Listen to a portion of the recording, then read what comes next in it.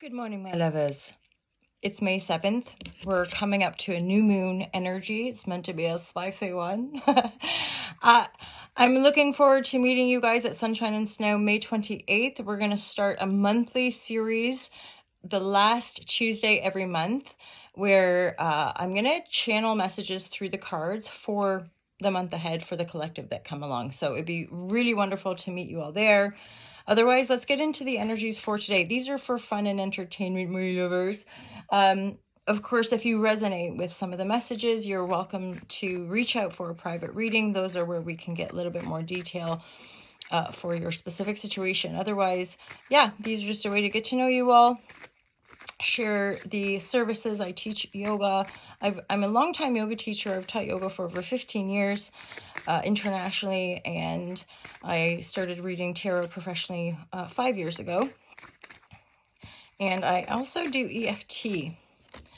So let's get into it. I'm pulling cards. Divine Guidance, Love and Clarity for May 7th. This is for the All to Love Collective. And that energy is coming out a fair bit. I just did a live reading for the YouTube. I also did a topic share. Somebody in the Patreon community asked about fasting, so I did a little share on fasting and food and self-love and stuff. So feel free to check all that out. Ooh, there's moving forward. I feel like some of you are starting to see a pattern that you know you need to let go of to step into a new world, to step in. Recognize too, the world card is a completion card. So there's always a simultaneity or opposing forces or a paradox, right? There's a sense of letting a whole bunch of stuff go, or a way of behaving, a way of operating. We'll get more clarity here so that you can finally close a chapter in your life, which is also going to create new life, create space for new life.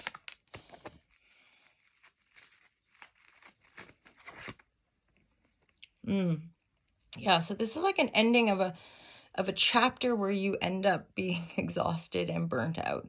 More than likely just doing too much stuff, being too busy.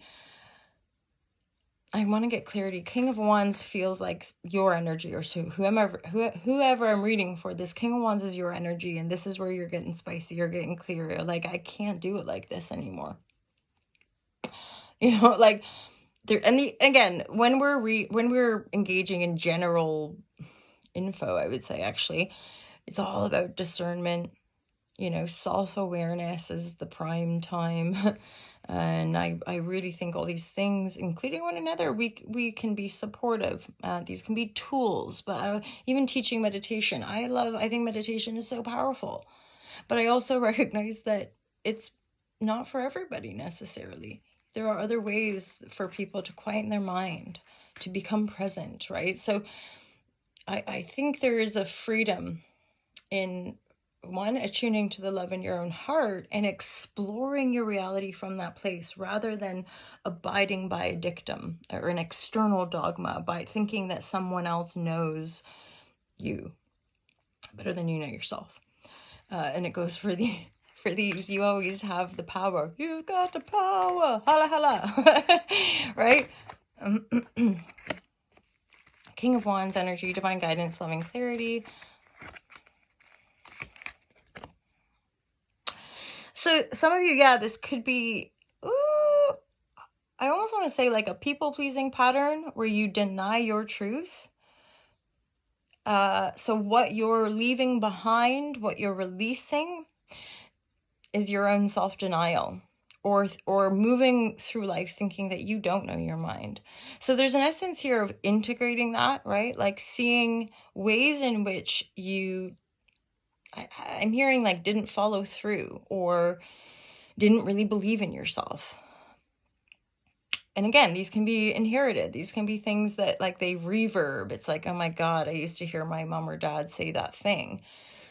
And now I want to move forward knowing that shadow, like knowing that, and look at my life from knowing that that's a shadow and it doesn't have to be the reality. And so there's something here about you being able to let go of a long-standing pattern where you probably just took on too much.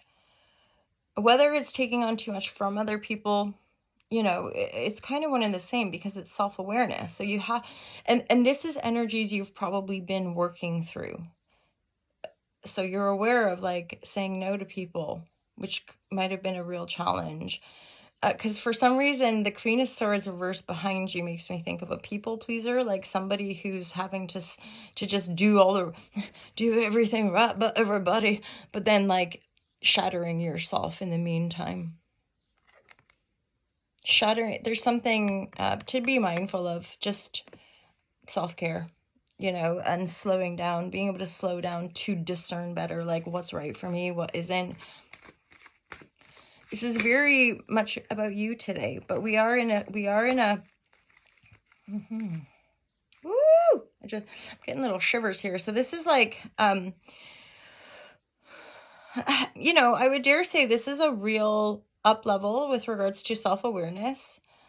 You're still probably navigating some shadows, i.e. healing some trauma, right? But there's a Fool card, so there is a rebirth energy coming through for you, maybe even just from within yourself. But of course, if we're witnessing these patterns that we can see we've held for maybe lifetimes, or certainly a long portion of this lifetime, it's being seen. And that is a beautiful thing, right? I always speak to that sometimes all this self-awareness and things that sound really nice, the actual experience of facing this stuff, or like awakening to this stuff, is painful. It's not it's not glamorous anyway, and yet it helps to liberate us from a state of consciousness which our soul is ready to release, right? So the King of Wands upright is an empowerment card, right? This is a card, Ten of Swords, baby. So this Wheel of Fortune, World card, yo, this is, and then the Fool. This is very much turning into just a complete transformation. You are no longer who you used to be. And there might be a lingering reverb. There might be some mental stuff that comes up, or experiences that remind you of an old way of being, or part of who you used to be. But really what's coming in is like a next level for you, but you're still looking at stuff. You're still like, why did I do like that? Okay, so I'm going to let that go. You're wanting to be upright, but you're also trying to find that energy to move forward in a way that's more authentic for you, as in no more people pleasing, no more denying emotions, right? So there's a big shift in what you've been releasing, what you've been letting go of. Energetically, what you're getting absolutely bored and tired of. Mentally, you know, giving up the people pleasing, not wanting to deny your ideas, your passion, your will to move forward, because Empress here is like a big upgrade, glow up, as they say. Although I'm going through a bit of phase. I'm weary of any of these sort of like be a superhero and like just the more and the better and the stronger and I feel like that's just more stress, which, you know, I'm really leaning to. Certainly if you're healing from trauma or coming to some of this stuff, I would say that just trying to learn about your nervous system and regulating the nervous system and calming it down, like just that can help.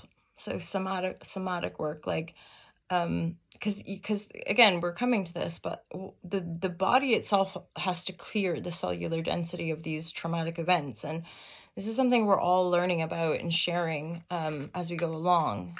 So it needs a huge amount of self-love and self-compassion, you know, reprogramming ourselves. You know, these, we talk about an ego death and stuff like that. Death involves grief and despair and loss, right? So there's an essence in our own kind of psyche of us releasing ways of behaving that are possibly very likely linked to our ancestry. So we're talking multiple generational healing happening within the now in a fairly condensed space of time. But again, I think it's all valuable. It's all worth it. And the world needs more love, more healing, more, you know, integrity. I would dare say, like, it definitely needs more people that can act from a place of peace and love, and not, you know, do all the wretched things that are going on in our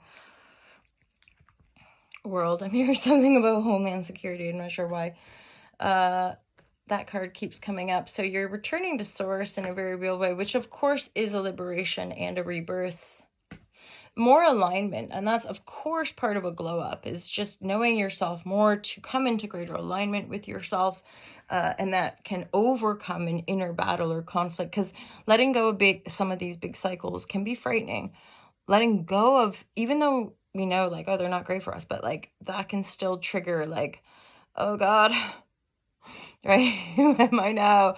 So there's something about your inner work, your spiritual process, your spiritual work, and allowing that to grow through you. There's something about patience here too, and trusting the inner security of your connection to source to provide the material benevolence and or the guidance, the healing, the support that you need to keep moving forward. It's happening, you guys. Have a wonderful day. Thank you so much for showing up and supporting All to Love and supporting myself. I super dupes appreciate all of you. Wishing you a wonderful, magical day and happy new moon. Definitely plant those seeds for this Taurus new moon. I'm sure there's an increasing bounty for us to be connected to nature. So namaste, my lovers. Have a wicked day. Speak soon. And join me at Sunshine and Snow. Peace out.